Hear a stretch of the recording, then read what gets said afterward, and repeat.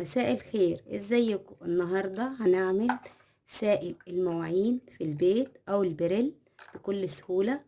زي ما انت شايفة هتعملي كمية كبيرة من قطعة صابون غسيل، قطعة صابون واحدة.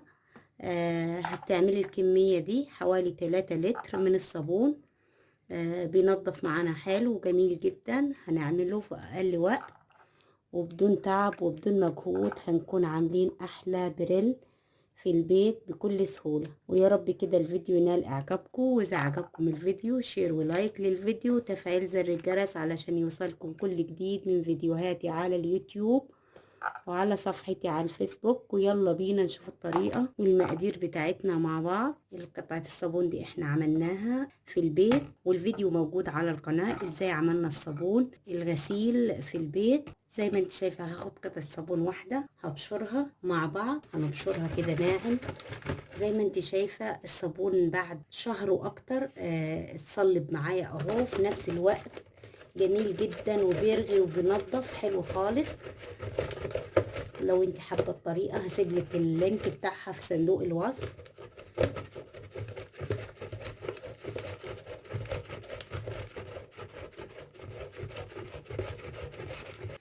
زي ما انت شايفه كده بشرنا الصابونه بالشكل ده علشان تدوب معانا.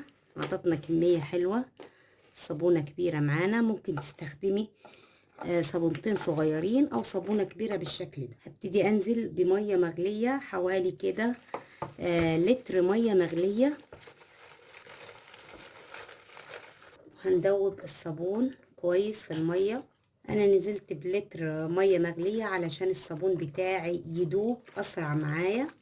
هنقلب لحد ما الصابون يدوب كويس في الميه.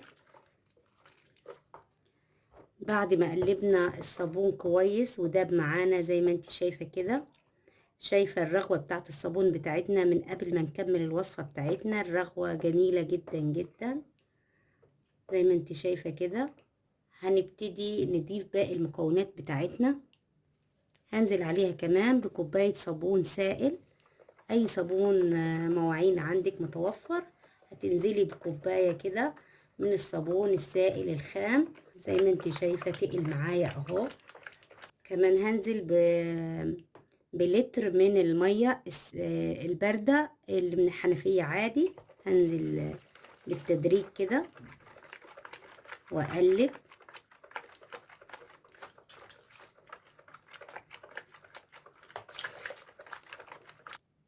زي ما انت شايفة تقل معايا اهو. كمان هنجهز بقية المواد اللي احنا هنضيفها للسائل المواعين بتاعنا. معانا هنا كوباية مية هنزل فيها بنص معلقة كربوناتو، بيكربوناتو اللي بنحطها في الطعمية ونقلبها كده كويس.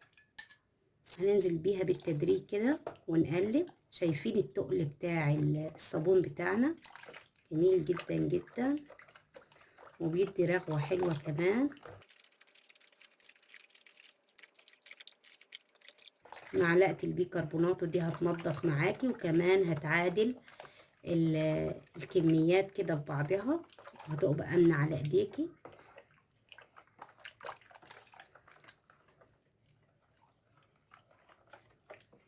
زي ما انت شايفة كده. لو انت حابة لونه باللون ده خلاص هتعتمدي بيه. لو انت حابة تلونيه هتديله كمان لون. وكمان هنا معانا لون اخضر.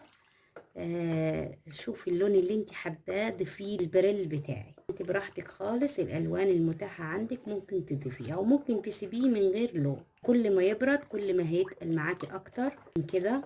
وده البريل بتاعنا بعد ما جهز معانا اهو. شايفين تقل قد ايه بعد ما برد معانا.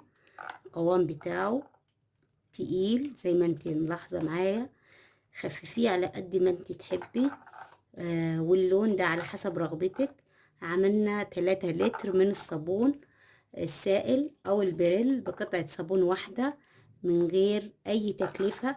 يعني ممكن لو انت مش متوفر عندك قطعة صابون ومش عاملاها في البيت، ممكن تجيبي قطعة صابون جاهزة وتعملي بيها كمية البريل دي.